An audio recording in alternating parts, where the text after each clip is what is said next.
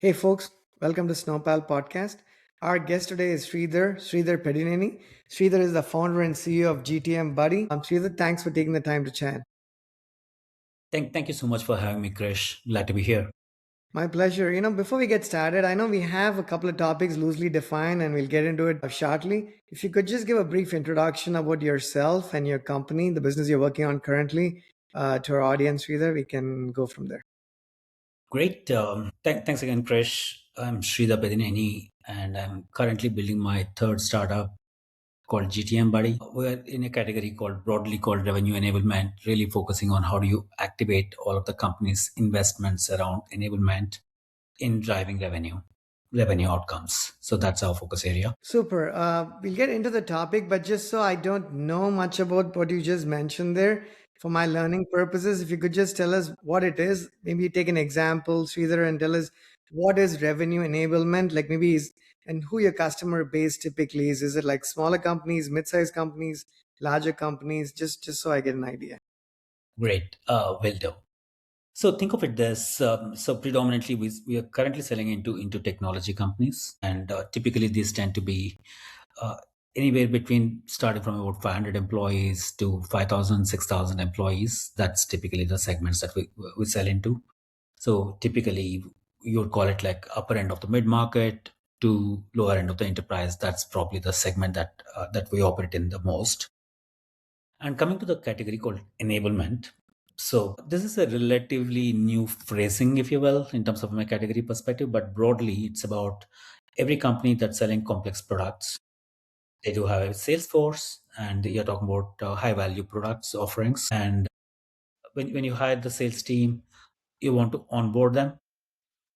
And as part of onboarding, you're providing training, the learning courses, you give them certification and so on. And increasingly with AI coming into play, you give them practice. Instead of practicing in front of a live customer, you could practice with a bot. A bot is simulating the persona of a buyer that you might be talking to and simulates that buyer's behavior. You're practicing with that, you go through that learning process, and once you're certified, then you're given a pipeline to work on, along with content that includes, okay, here are your sales decks, here are your product brochures, if you will, here are the competitive collateral that you need to have, and so on. So that's content management. So you have learning on one side and you have content on the other side. And there's a team that works on at larger companies. There's a team that puts together all of this learning content together, administers the learning programs, and so on. And product marketing usually creates the content that gets published into. Typically, it starts off with a Google Drive or a SharePoint, where you say that, hey, sales team, I have my tech here, go use it, but nobody uses it, or they don't know where it is. They download some old stuff and they keep using the same thing. So there's a need for a centralized content repository that organizations spin up. That's a content system. These two together is broadly known as revenue enablement, teams that are Okay. organizing this learning and content organization. And what we do is sit on top of it, we do these two. On top of it, we really focus on how do you leverage this learning and content in terms of actually driving revenue. So how do you connect? If I take an example, I'm working with a mid-market healthcare company. Now, when I'm talking to this and I'm talking to an IT persona there, how do I prep the rep who is having that conversation with the objections that they might expect? Are you HIPAA compliant? And the rep may be selling into the healthcare for the first time, and HIPAA is a go no go decision that critical. Right. So how do I equip with that information to the rep? How do I share the right kind of the case studies? Here are our other healthcare customers that we have. How do you build that social proof and credibility? So So delivering the that right information at the right time, we call that revenue activation. Yeah, you were Yeah, saying. makes sense. And I did a screen share, so at least definitely our audience can check out the product as well. We include the links, so we're good there. So, is the primary consumer, the user of the product, a salesperson, Sridhar? At least part of what you mentioned is it used by a salesperson? Yeah, there are multiple personas like with most B2B software. We deal with salesperson is our targeted end user, if you will. Okay. And in the sales organization, you have got sales managers in terms of what's happening. Reps create a digital sales room using GTM Buddy. For example, a digital sales team is nothing but a microsite that I've created. Let's say I'm trying to sell something to you for Snowball, and I would create a microsite with your Snowball branding, color schemes, and all of that. And I would add content to you that I'm sharing with you, and so on. Okay, that's a digital sales room, right? And the activity in terms of, are you interested even in having this conversation or not, is indicated by the fact that are you engaging with us on the digital sales room, right? So my manager, who also has targets to hit and so on, can look at it. So sales manager, sales leadership, that's one stream. On the other side, people who are more on the learning and development side, people who are in a classical, sorry, No worries. on the enablement side, people who are creating this AI role plays, creating these learning courses, and so on. L&D teams, they're part of our user personas, more on the administrative side. Then we Okay. have the marketing teams, who are creating content. They're creating the decks, presentation decks, case studies, product brochures, objection guides, and so on. That's the other administrative persona: content producers, learning producers, and consumers of that information on the sales side. Now, we are also seeing increasingly that enablement is something that I need to enable my customer success teams. It's not just the sales teams anymore. I also need to enable every customer facing function, the GTM functions, if you will. That includes my pre-sales, my sales development, SDR, BDR teams, pre-sales teams. It includes my customer success teams, and also my channel teams, where I have partners. And when I'm enrolling partners into my ISV program or reseller programs and so on, I need to enable my partners as well. I need to equip them with, hey, here are the products that we sell. Here's what you need to know about your products when you're selling these products, and so on. Okay. So Sridhar, yeah, I can see that. And you know, you mentioned it's for larger companies, but even as a startup, I'm curious to check out your offering because, as a bunch of people who are engineering founders, some things come naturally to you and others not so much. And sales is a space that I've begun to respect tremendously in the last few years because when we got started, we thought engineering was the most difficult thing to do. I mean, it's not trivial, but at least we can back ourselves in solving those problems. But sales is a beast that we are exploring on almost a daily basis, right? So it's any of these things are easier said than done. And a lot of what you mentioned as Sridhar, I'll be honest with you, it's very technical for me from a sales standpoint. So I'm going to have to go back and look at what you said, pause and understand a lot of those terminologies. So we definitely appreciate you being specific in what you shared there. So I think we'll at this point sort of jump into, you had mentioned a few things from a topic standpoint, and there's more than one thing. The role of AI and go to market, right? That's not a bad place to start. You mentioned, some of the recent Anthropic releases, the skill levels needed for maybe AI engineers and beyond, possibly. And last but not least, the level of actual like enterprise adoption of AI, right? That's what Mhm. I loosely captured. And I'm going to probably make some notes as we go. So excuse any typing that you might hear. We've got about like give or take about 40 minutes, right? So I want to get maybe slice this, segment each of these and do my best in trying to get to the weeds of each of these items. If you don't have a preference, I'm going to start with one that I actually am very interested in learning more about, the level of actual enterprise AI adoption, right? And I'll set the context here. I go to a lot of these other meetings in general where people talk about tools that they're using or maybe they're not.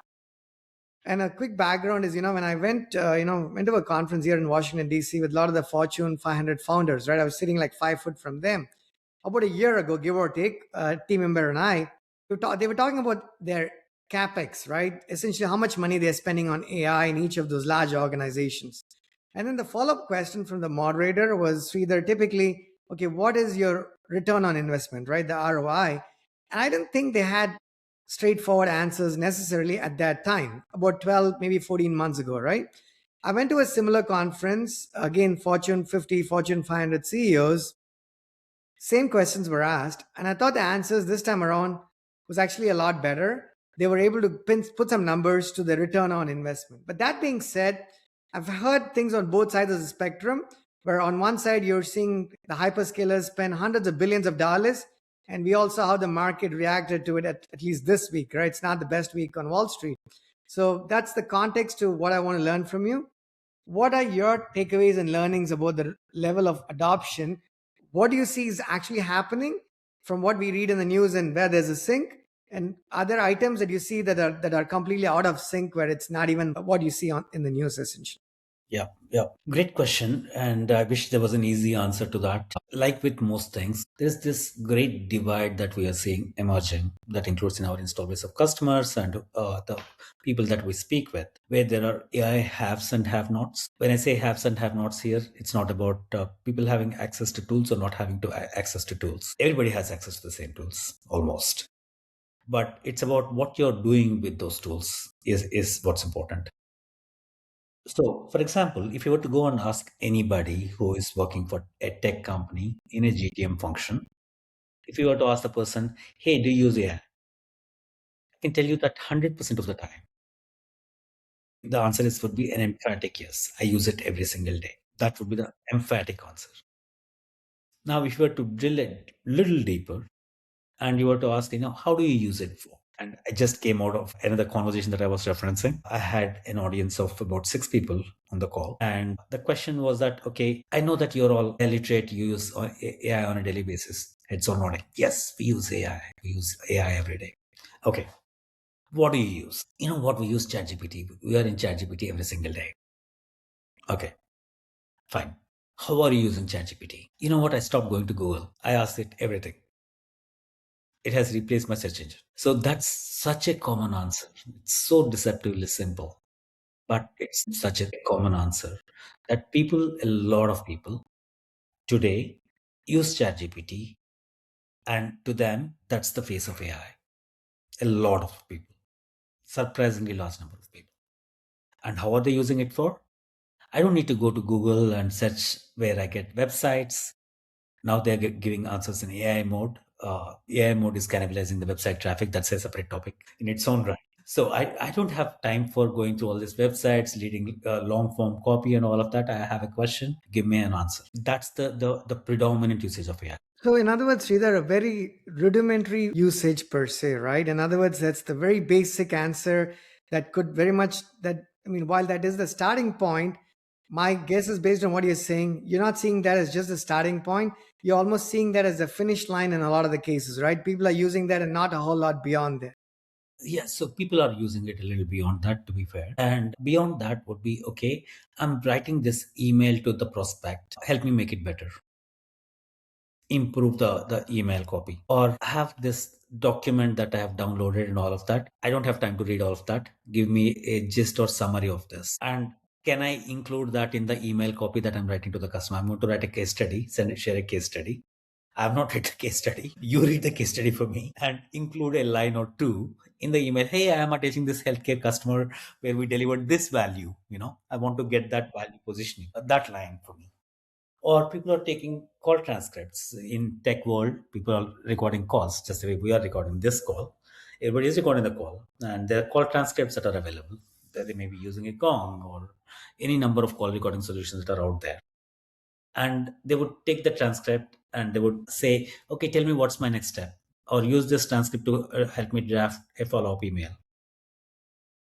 Okay, so there are use cases like that. But is But that there's some something? very simple use cases, right? Sridhar, there are those use cases, but they couldn't get any more rudimentary in 2026, right? I mean, that's the least you've got to do because I mean, you don't have to think much to be able to do that, right? So that's the essence of this. Yeah, So yeah. So when I was talking about AI haves and have nots, then on the other spectrum, we also come across people who are using AI in the most sophisticated of ways. In terms of, okay, the path for everybody has been, okay, ChatGPT came out, and then I have custom GPTs that I have created, where I have created my knowledge agents, the people who have gone to that. Then Notebook LM has come out, and Notebook LM does not hallucinate as much. I can create videos and presentations and podcast style interviews with Notebook LM. The people who are experimenting with every new thing that's coming out now. Notebook LM itself is in old news now in the world of Claude skills and all of that. So that's people who are using that. Then Claude comes out and Gemini comes out. Nano one gets released, and there's image creation, there's video creation with VO models and so on. The people who are experimenting with that. In that same GTM teams, in the same companies, there are people who are doing that.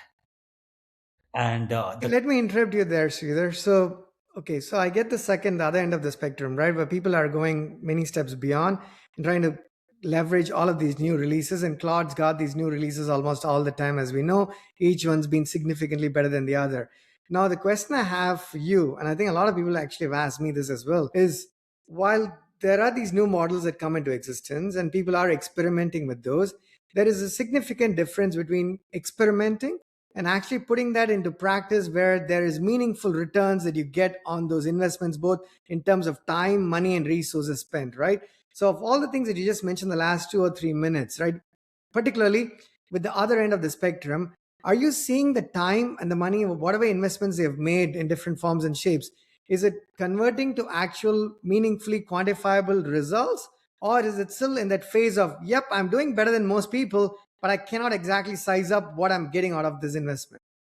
Yep, that quantification, I think, with vast majority of the companies, the quantifiable ROI is still a ways away. But people would say that yes, we have gained efficiencies, things that used to take a long time. We are able to do some of the things faster, and the quality of the work is going up. We are not hiring as many, like content creation is a classic example. There's some functions in the tech world. So probably with tech world, I'm kind of biased, where the ROI, people tend to see more of ROI because the pool of people who are experimenting, the tinkerers of the world, there's a greater share of those people, I would imagine. So these companies are clearly seeing some value because some processes they're able to automate. We come across companies, the haves and have nots, going back to that discussion. The companies that are building workflows on LinkedIn has become really popular with a lot of, where people are building workflows in terms of, it's not just ChatGPT. I can do a lot of stuff. I can integrate with a number of my systems. I can stitch them together where LLM is playing its role. And I look at the stitching together a very complex workflow with a definite end in mind. The companies which are doing that, but this is still in terms of enterprise-wide transformation that we all hoped for. That has not come through. Okay, that's a very important point. What are some reasons you think that that has not happened yet? I mean, it's not so much for lack of interest or investments. The problem is mainly that companies are over investing, right? I mean, every each of these hyperscalers is generally getting penalized not because they don't have great numbers that they're reporting in each of those quarters. It's only because they're talking about $160 billion of spend or $200 billion of spend that Amazon said like a week ago, and the stock's been plunging ever since, as though people have lost all hope in humanity and right and things of that nature. So what in your world, Sridhar, that you're seeing as, why are people, what's the gap there? There clearly seems to be a gap, and what do you attribute that gap, those? So I would, there's a conversation that I was on with the revenue leader yesterday. So there are two possibilities here. We are in the middle of transformation, and this is irreversible transformation that all of us agree. In terms of what's happening with AI today, it is transformational. It's only a matter of time that the world is already different compared to what it was like 2, 3 years ago. Absolutely. Nobody can question that. That's the reality. And from there, all this, there's the doomsday predictions about AI taking over the world, to AI being the answer to world's hunger. There are many predictions out there, right? We're not seen that extent right now, right? Not yet, right? But we believe it's in the coming, right? I do believe it's coming. I do believe it's coming. The day of reckoning is coming for sure. Now, when you're in the middle of a transformation, any transformation, right? Not just about AI. The change happens. There are only two modes of change usually. There's a groundswell of transformation from the grounds up. There are early adopters in the organizations. They are the change agents. They show the art of the possible with the emergence of technology in terms of what's happening with every release that's coming out. And that change kind of percolates up. It leads to an enterprise-wide transformation. That's one possibility. The second possibility is that the leadership awareness in terms of what is possible. That's not about reading a report from McKinsey and okay, McKinsey is saying that okay, this is cool and this is going to come, and we should not lose out on this. That's one level of, it's more of paying an amount of lip service to it. That's again, it's a top-down transformation where a leader says that with conviction, confidence, and leads from the front. saying that, you know what, we are going to be an AI first company, and this is what this means. And Sridhar, are these leaders sometimes forced to do it prematurely because they have to appease the market, right? I'm talking about public companies, but it's not very different with private firms as well because they have to appease the rest of their investors and whatnot. Right. So, coming to this, just finishing on the thought process there, how does the transformation happen in a company? Is it grounds up? Is it tops down? Or is it a mix of both? What we are seeing today is, especially with this tinkerers, early adopters of tech, almost any organization that's 500 people or more, they would have their fair share of 4 or 5 people who are the tinkerers, who are exploring what's possible, right? But do they have enough power within the organization to initiate an enterprise-wide change? Oftentimes, no. And when they talk about it internally at meetings, people would say, "Oh, that's cool," but how does that cool translate to something that everybody in the company is doing? That's where the leadership buy-in is required. And that leadership buy-in, does it come by way of reading a report that somebody produced, or somebody experiencing it viscerally, doing it firsthand? I can speak for myself in my own company as well. I am in tech. I have a fairly detailed understanding of the possibilities and stuff. But the light bulb moment for me was when I started building stuff myself. Going back to those days in terms of, okay, open up, I do with Codex and with Cloud Code, actually building skills that have business meaning in my domain that we operate in.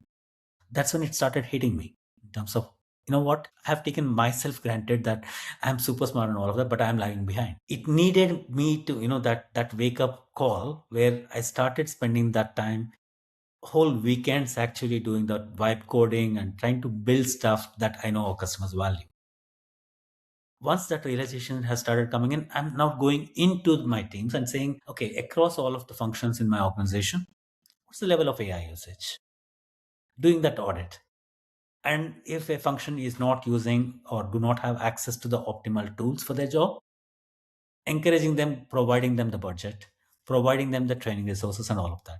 So that's an example of a top down. We're not a It's a very good example of that, right? Let me interrupt you there to ask a couple of things there. So now you mentioned you rolled up your sleeves, you figured out, you know what, I'm going to figure out what's happening. I need to get an idea, and only if I can do that, I can lead by example and make an impression on the rest of my team, right? Fair point.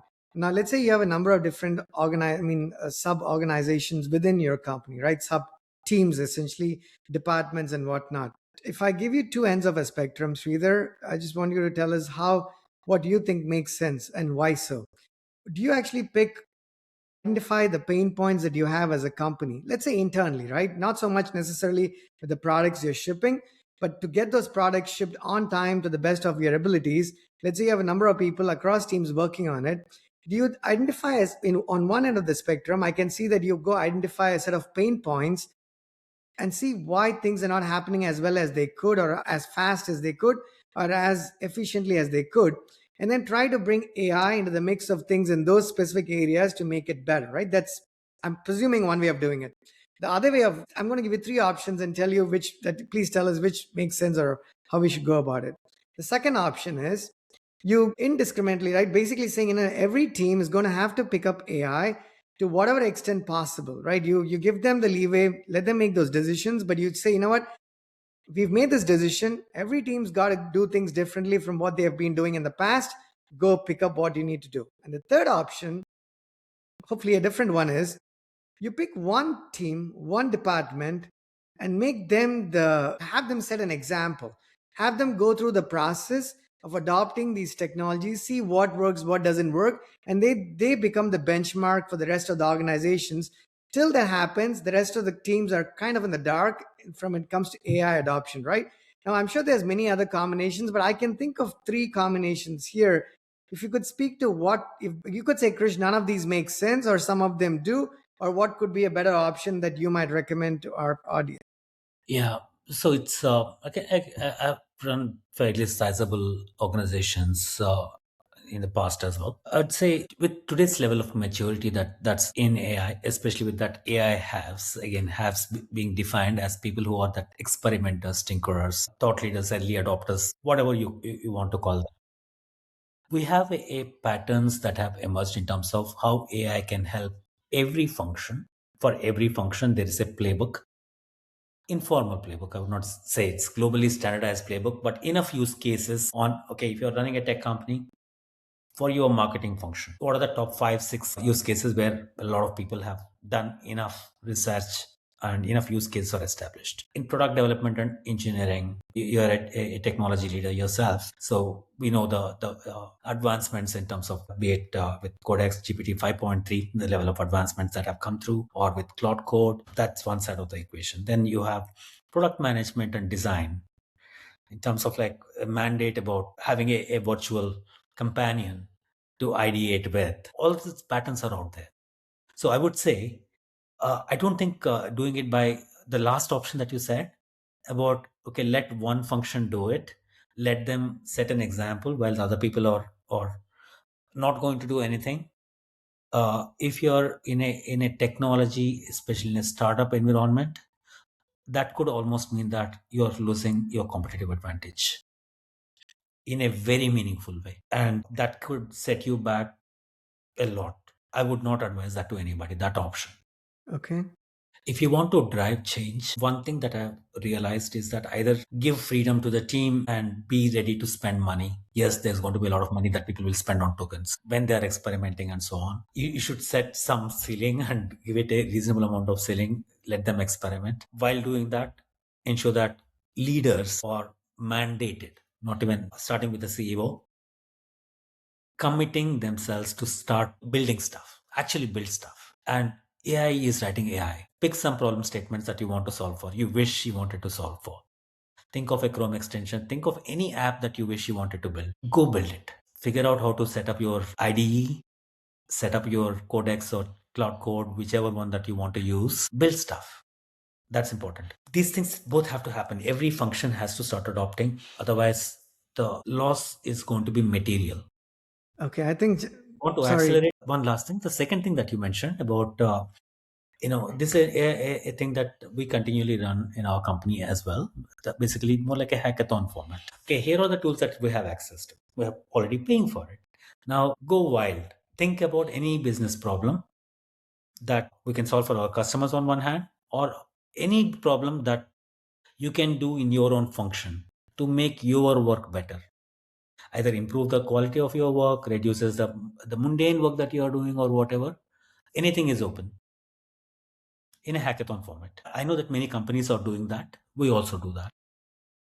Sridhar, thank you for sharing that because the two things you mentioned, they are spot on, right? I absolutely love the way you articulated that. The other, the poorest of the examples that I provided there, and I'm glad you shot that down because I never saw eye to eye with that as well. But I've read it a few times where organizations, large ones especially, they pick one of these entities, right? Sub entities within the company, big enough to become those leaders of AI. And I'm asking multiple questions. Let's say, even from a selfish standpoint as a developer, which is pretty much who I am, if I were not to be in that organization that is actually doing all of those AI changes, am I sitting here sort of hatching eggs and being lagging behind for 3 to 6 to 9 months while somebody else is doing the cool things, right?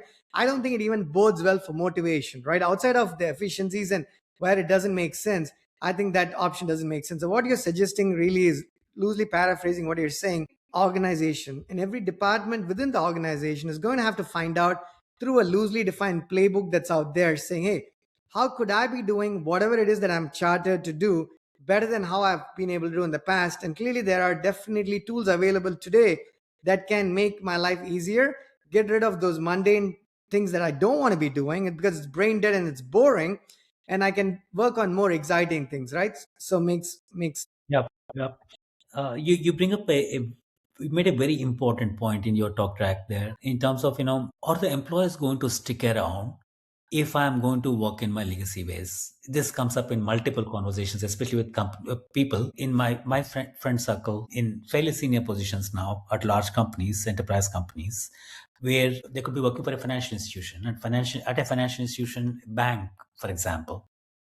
they have several restrictions in terms of what tech they can bring in. It's a fairly regulated environment, and they're concerned about their future in terms of, if I'm out of this regulated environment and I'm trying to find another job, can I find a job in this today's environment without the AI skills? Should I proactively start looking out before that day comes? So you talked about, should I stay here or should I move on if I'm not learning here? No, no, Sri, that's a great segue to the second part, second topic, right? I think it's a great segue, as good as any. Talking about skill sets, right? I know there's two other things I want to talk to you about. We got, I guess, only 15 minutes. If you have a few extra minutes, we can. Otherwise, we'll wrap up in 15. Yeah. So if you could just let's as quickly as short as short as your answers are, that's fine as well. So in terms of skill sets, right? You talked about senior positions. I think it's safe to say at this point that if you don't keep up, right? I mean, we live in a world of software engineering has never been any different. If you don't upgrade your skills, you didn't do it. You have the same experience repeated every year for 15 years, right? It doesn't make it 15 years of experience. So it's not like we are new to that. But that being said, the pace at which things are changing now is unlike any that we have ever seen in the past. Last week, I think after one of the cloud model releases, I think the consulting companies back in India took a hit, right? I think they all dropped like 10, 12%, right? It pretty much plunged. And I'm not surprised because I've been watching some of those and I'm like, is it going to be a time of reckoning for sure, or is it rude awakening? However you want to put call it. What happens? Like if you could just talk to leaders, mid-level engineers, maybe managers, different roles in an organization, everybody understands that some of their jobs are never going to come back and they're gone. So what should people actually even be doing in this space? Should they become entrepreneurs, build more companies, or still stick to employment and upgrade their skills? What are some suggestions you might give? So that's a $1 trillion question, not only for me, for all of us, for the humanity. I wish I had a great answer for that. At least to begin with, how do I equip myself, my company, my team? It's not just a company. There are the risks and unknowns are growing across the around us on every single day. One advice that I consistently give to the young teammates on my team and also to my kids, that be always on the AI have side of the world. Everybody has access to the same tools. How you are using it, that's where the human creativity is coming in. People, AI is not automatically creating stuff for them. They're asking AI to do something. And then AI is starting to work and they're collaborating with AI to build all of those cool stuff. But it's only those tinkerers with technology and app be on that side of the world. That's the least we can do to protect ourselves.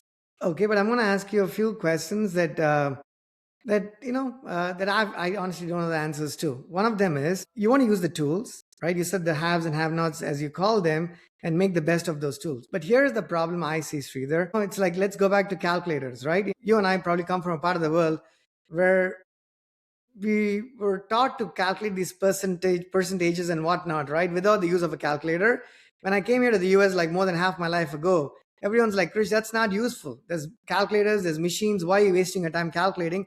But when you go to buy a home and you have to calculate percentages on mortgages, every time pulling out a calculator, even if it's a phone, actually is less efficient than doing it yourself. That's just my opinion, right? The reason I take that example is, let's talk about writing or something creative in that sense. I've started blogging or writing a lot less than now because a tool does a lot of the job, correct? Great, it's very efficient. But I think I've lost the sense of how I might even approach the problem of writing, leaving it to the LLMs to determine how every Joe in the world may have written in the last 100 years. So it's got a lot of great data, but it's not my data. It doesn't speak to how Krish might write, it just speaks to how the entire world is writing. So I feel like a part of me is missing some of the skills I could have had in the past. Is it a double-edged sword where kids are starting to use, or young people are entering the workforce are starting to rely on these AI tools so much, like say vibe coding for instance, that you don't understand the fundamentals of computing? And one side of the argument could be you don't have to, but I'm not convinced. Where are you in that, Sridhar? Do you think people should use the tools more and not do what they should actually be knowing themselves? Yeah. That's a great question there. So my view on this one is goes into that AI has the tinkerers are not just asking a question to any LLM that they're using, saying that, okay, write an essay for this, and here are my some raw inputs, and convert that into an essay. They are actually creating custom instructions. This is my style. When they see something that they don't like, in terms of that does not resonate with them, they basically go on it. They tweak it with LLM. And now with the skills coming into play, I can actually have a long running thread where I can say that this is my style. You produce something, then I ask you to change stuff, then I ask you to change stuff. I have a thread. Now extract all of this and convert this into a skill for me. So AI is writing AI. That's personalized for me. But Sridhar, but the skill that they're improving upon there is prompt engineering, right? I'm able to prompt further, get better at what I'm doing in terms of interacting with that model to get better a story written per se or a better article written. But how am I improving my core skill sets of being able to write articles, string, put a bunch of English words together into a meaningful sentence and become J.K. Rowling, right? How is that helping at all? So the skills over time, wouldn't you say, don't they change in terms of the skills that once we valued? You used an example of the mental math. Mental math as a skill, how useful life skill is it today? It's funny you should ask the question. I'm going to give you the answer that you probably not want to hear there. But the reason I say that is, let's say as part of one of the things we're doing now, Sridhar, with our next fintech API, some of us in the team are spending time in the market, right? In the stock market to understand some of the pain points because that's literally what we are trying, starting to build as one of our next APIs. I promise you, and this is just personal opinion, if every time we are doing this trading, like let's say I was doing some day trading earlier today as well, during the 60-minute window, if I had relied on a lot of these tools to tell me what's happening in the market without having a sense of those percentages and the tiny fluctuations to the second decimal, it's my opinion, it's again, it's personal, right? My opinion that I would become a lot less efficient than more efficient. Yeah, I agree 100% with you. I don't think there's a disagreement there. We are talking about the way that technology is evolving. We're talking about our children, right? So, do we expect our children to learn the language and the craft of writing just the way we learned it? The kids who are born today, going to school today, is their world of creative writing going to look very different from the days of J.K. Rowling? Fair point. And Very that's the good angle point. that I'm Yeah. talking about. So just because J.K. Rowling was born in a particular era, grew up in a particular circumstances, I don't know her life story completely. But anyway, those circumstances are very different from a young new writer who is going to emerge in, let's say, 20 years from now, leverages AI to produce hopefully the book that rivals that Harry Potter, if you will, Sure. could be using LLMs, So my but still last would be that person's own work. No, completely agreed. Right. My last question to you, Sridhar. We have 8 minutes. I want to get to a couple of one or two other things. But the last question here is: do you ever fear, like when you wake up, and is there any element of fear in you where you think, you know what, given the way the world is going, the dependencies on tools and technologies and whatnot, do you fear that? I'll give you an example. You know, I'm a big fan of Quentin Tarantino. Right. I watch his movies like 100 times, every movie and every scene. Now I can ask a model, you know, the tools are going to get better and better. I can tell them to create some video on Netflix maybe one day where, you know, cast my favorite actor, Matt Damon, and maybe my favorite Tamil actor back in India, create a movie and write it as though Christopher Nolan and Quentin Tarantino may have written it, right? I'm sure the models are going to get better to the point that they can dish that out. But the problem here is I have to quote these examples of people I like for it to go look up more data about those very same people and give me what I want. It's not going to give me what I'm not expecting. And I wouldn't even know what to ask for because I'm only going with people I've liked in the past. It's a weird example. Hopefully, some part of it makes sense. All that I want to ask you there is, do you fear that this advancement has a negative connotation possibly to it where maybe things are not going to be as hunky dory as sometimes they appear to be? Yeah, that's a very nuanced question. I want to make sure that I understand the question right though. So one is models are learning from the existing knowledge of the world, and therefore whatever they are creating is a version of the existing knowledge. Mishmash of the existing knowledge is probably what is. Is there originality in that? Is that the question that you're Yeah, asking? is that kind of the question, which is they are only as good as what their data is. More data is sure better, but that doesn't necessarily make that creative because they are basing all of their decisions on what's transpired, but not necessarily what could have transpired based on the natural realm of things organically. Yeah, yeah. So that's a function of time. I think I could be totally wrong here in terms of the way the things are headed. The sheer definition of the AGI or super intelligence is that there is innovation or invention that becomes possible. You are able to create AI is able to create net new AI that has not existed. Inventing stuff. We are reading that that's going to be a possibility. The only question that people are debating is the time frame in which it's going to happen. So good point. I agree. We've got like 5 minutes. I'm gonna. You have. I have one couple other questions to ask you, but just to make sure I don't miss the time there. Do you have any questions for me, Sridhar, just so I can answer them before we get to the end of this podcast? Yep. So you asked me a lot of questions on AI. Really appreciate them. I'd like to turn the table around and what is your perspective in terms of the world that we are heading into over the next, call it next year, 12 months, 5 years, and 10 years time frame, if we can talk about it. I'll even tell you in 2 minutes. I'll give you the gist of this, right, Sridhar? I've been talking to a lot of people. I mean, other than building software at our own company as a startup, one of the things we do is this podcast, and I talk to a lot of the people who are running companies and are in different positions in a lot of different companies, right? I spoke to people from outside of software engineering as well.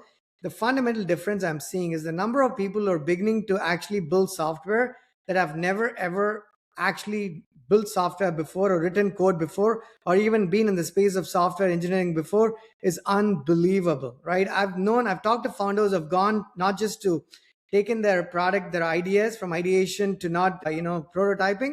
They've actually gone all the way to production without hiring a single software engineer and them having never written code themselves. Something that was absolutely unimaginable 2 years ago. Now, does this mean the code that's running in production is going to be super stable and perfect and beautiful? I'm not so sure. But the fact that that's even possible says that the world has changed, which tells me that the roles, the composition of an engineering team, as I see it, Sridhar, is going to be nothing like it did like 2 years ago, right? You're not going to have a standard sprint team with three developers, a tester, a part-time product manager, and a scrum master, yada, yada, yada. I think it's going to be seismically different. And we as a company, actually, we create a lot of APIs, but we've paused intentionally for the past few months to understand some part of where the market's going. And we're spending time in the stock market, which we've never done before as a company, because that's not necessarily our core business, right? We are a software company. To get a sense, we're going to these conferences and we're talking to these people or hearing these Fortune 50 people talk about what's happening. And I can tell you that it's changed the way we are thinking ever so slowly, but quite rapidly as well. I think this is going to be here lock, stock, and barrel. I think a lot of people are going to have to look for jobs in the near future, is my prediction. So there's going to be a lot more businesses. So maybe people should come out of their comfort zones. People have always been waiting to start a business because it's too risky. I think this is a better time because probably staying in your current job is probably riskier than quitting the job and starting something on your own. Because the day of reckoning, as you say it there, I couldn't agree more, right? I'm lock, stock, and barrel in the Jensen Huang, Dr. Lisa Su, and Hawk Tan, the Broadcom CEO's camp, right? And maybe they're all wrong. Maybe they're all incredibly wrong. But rather, I would be on the side of these people and be wrong than on the side of the skeptics and be wrong, right? It's just where you want to be wrong and where you find comfort in being wrong is my take. Yeah. Very well said. Thank you so Thank. much. No worries. I have 2 minutes. I'm gonna ask you a very simple question, or maybe not a simple question. What is your favorite food? Like your comfort food, like one dish. You've got to pick one dish that you might eat at any point of the day, right, in your life. What's that food? And if it's not obvious enough to our audience, you might have to explain that a bit as well. Yeah, so my comfort food is idli. That's a typical breakfast that we eat where I come from in India. That's breakfast. You probably are familiar with it. I mean, I eat that like 17 times a day. So I'm going to let you speak and explain to the audience what that is, Sridhar. So idli is a steam cooked preparation. It's rice batter cooked over steam.